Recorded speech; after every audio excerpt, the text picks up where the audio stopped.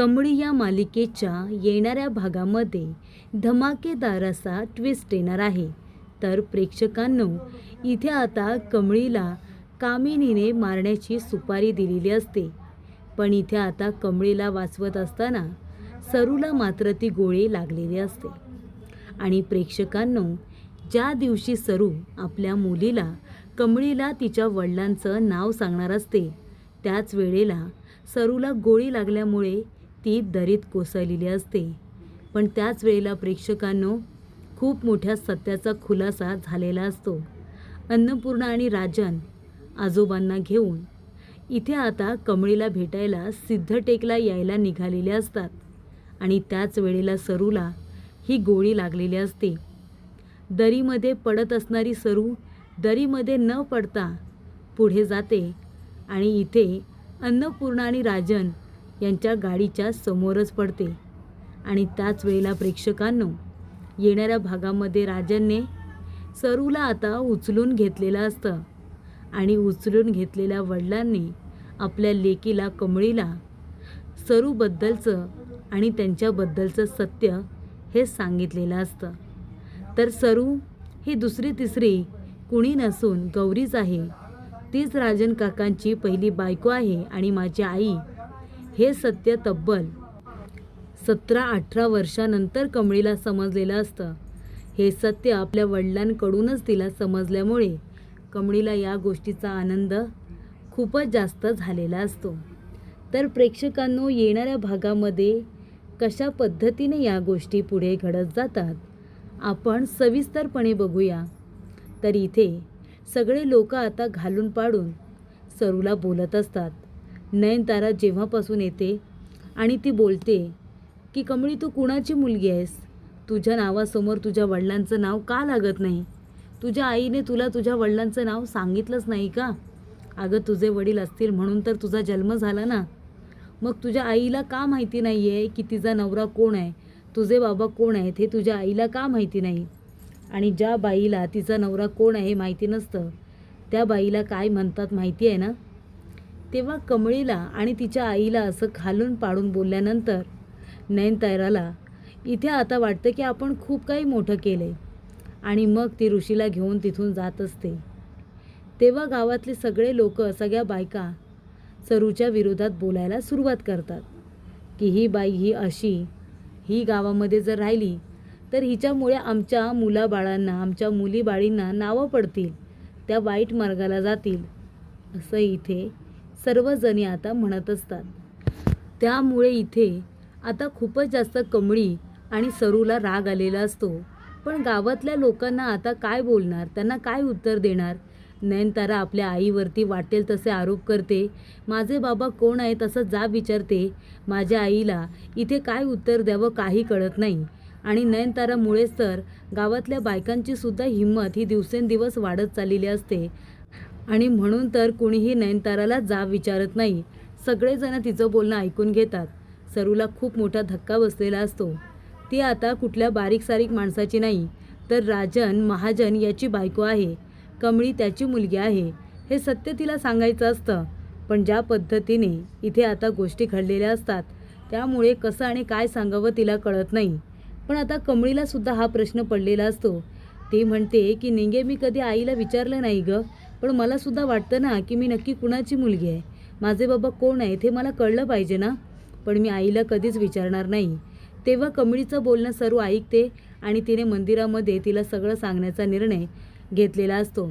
पाणी भरायला जाऊ दे, कपडे धुवायला जाऊ दे, सगळीकडे बायका सरूबद्दलच चर्चा करत असतात, त्यामुळे तिला सुद्धा ते सगळं ऐकणं अशक्य झालेलं असतं।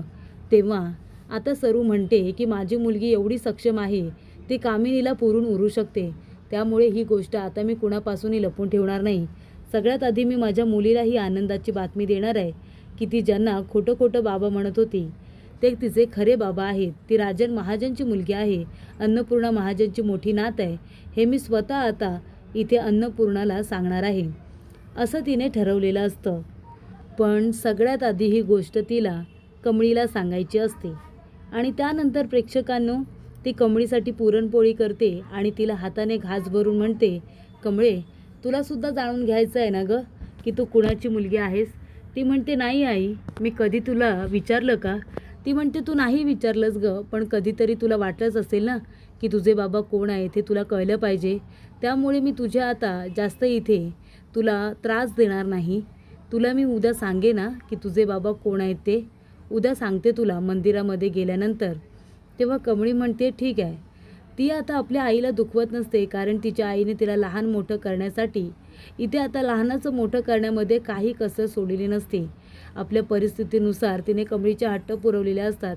तिला काय हवं नको ते सगळं आता सरूनेच बघितलेलं असतं. ती कमळीचं आई आणि बाबा दोन्हीसुद्धा झालेली असते. अनिकापासून त्याचबरोबर कामिनीपासून इथे आता कमळीला वाचवण्यासाठीच इथे सरूने आपलं घर संसार सोडलेला असतो. आणि त्यामुळेच इथे कमळीची कधीच हिंमत झालेली नसते आपल्या आईला विचारायची की मी नक्की कुणाची मुलगी आहे ते. पण आता सरूलाच मनापासून सांगावंसं वाटत असतं. आणि त्यामुळे इथे ही गोष्ट ती सांगायच्या आधीच खूप मोठं भयानक कारस्थान घडलेलं असतं त्यांच्या विरोधात. कारण कामिनीने जो माणूस त्यांच्या मागावरती ठेवलेला असतो त्याने इथे फोन करून कामिनीला सांगितलेलं असतं की ती सरू आहे ना, ती कमळीला उद्या मंदिरामध्ये गेल्यानंतर सांगणार आहे की तिचा खरा बाबा कोण आहे ते. त्यांचं बोलणं मी ऐकलं. तिने जे जे काही सोसलं आहे, जे जे काही तिने घडवलं आहे ते सगळं आता ती आपल्या मुलीला सांगणार आहे. पण ते उद्या मंदिरामध्ये. तेव्हा ती म्हणत असते हो का, उद्या मंदिरामध्ये ती आपल्या मुलीला जाऊन सगळं सत्य सांगणार आहे का? बरं ठीक आहे. पण काहीही झालं ना तरी सरूची आणि कमळीची आता भेट होता कामा नये. कमळीला कधीच कळता कामा नये की ती राजनची मुलगी आहे ते.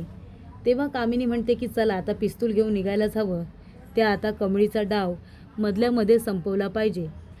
कामिनीने कमळीला गोळी मारण्यासाठी पिस्तूलच घेतलेली असते. तेव्हा ती आता घरातून बाहेर पडत असताना ती विचारते की सांग बरं मला रागिनी, तुझा नवरा आणि सासू कुठे आहेत? तर ते दोघेजणं बाबांना घेऊन गाडीमधून सिद्धटेकला गेले त्या कमळीच्या गावी तिला भेटायला. तिचे आबा गेले ना म्हणून. तेव्हा कामिनी म्हणते काय, इथे आता राजन आणि अन्नपूर्णा पण गेलेत? त्यांना जायची काय गरज होती? बरं ठीक आहे चल बाजूला हो, मला पण निघू दे. ती म्हणते आई अगं तू कुठे जातेस सांग ना, मी पण येते ना पिकनिकला. ती म्हणते नाही बाळा, पिकनिकला जात नाही आहे, महत्त्वाचं काम करून येते, तू जरा शांत राही ते. आणि त्यानंतर कामिनी बाहेर पडलेली असते कमळीला मारण्यासाठी. तेव्हा इथे आता सगळं सत्य हे सांगणार असते सरू आपल्या मुलीला. ती म्हणते माझं एका मुलावरती प्रेम होतं, तो माणूस खरंच खूप चांगला होता गं, खूप जीव लावायचा मला. मुंबईवरून आला होता तरी त्याला मी आवडले. मलासुद्धा त्याने खूप जीव लावला, माझ्याबरोबर लग्न केलं, मला तू झालीस कमळी. पण त्याच्याने माझा संसार नीट नाही झाला गं. त्याच्यामध्ये त्यांची काही चूक आहे असं मी म्हणणार नाही, चूक तर सगळी माझीच आहे. मलाच त्यांच्याबरोबर नीट राहता नाही आलं. ते खरंच लई चांगले आहेत गं. ती म्हणते कोण आहेत पण, त्यांचं नाव काय? तेव्हा ती म्हणत असतं त्यांचं नाव. आणि आता इथे सरू राजनचं नाव घ्यायला लाजत असते. तेव्हा लगेचच कमळी म्हणते आई अगं सांग ना कोण आहे ते? तेव्हा ती म्हणते की राजन असं ती म्हणायला जाणार. तेवढ्यातच इथे कामिनी आपल्या माणसाला सांगते की घे कमळीला गोळी मार, धर गोळी मार.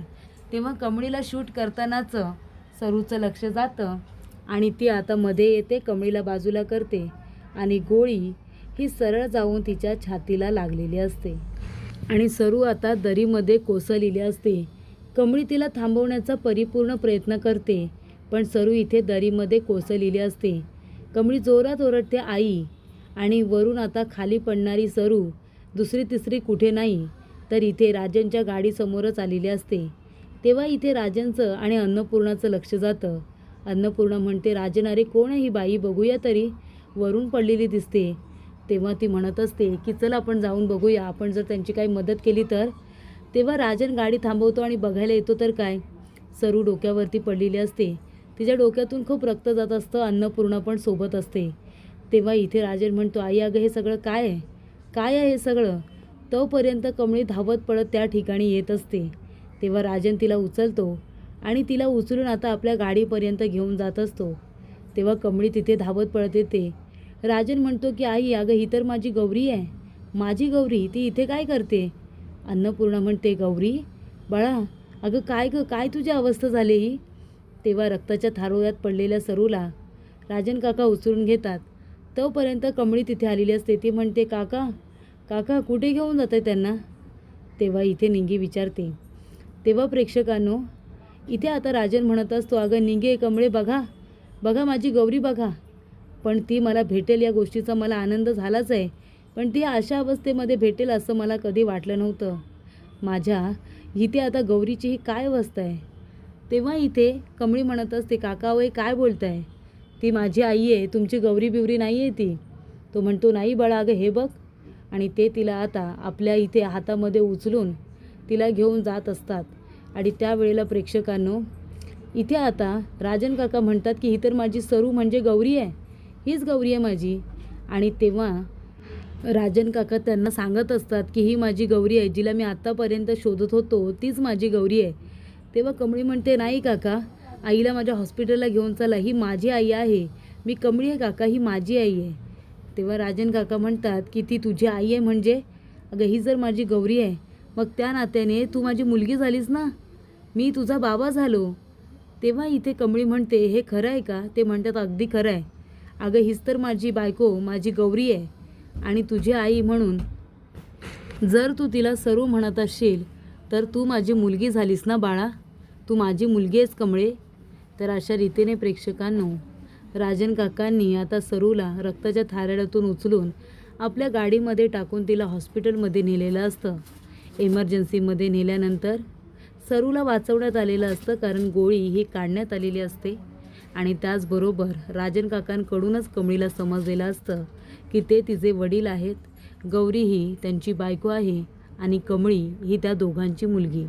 त्यामुळे अन्नपूर्णाला त्यांची मोठी नात ही फायनली सिद्धटेकला गेल्या गेल्या मिळालेली असते.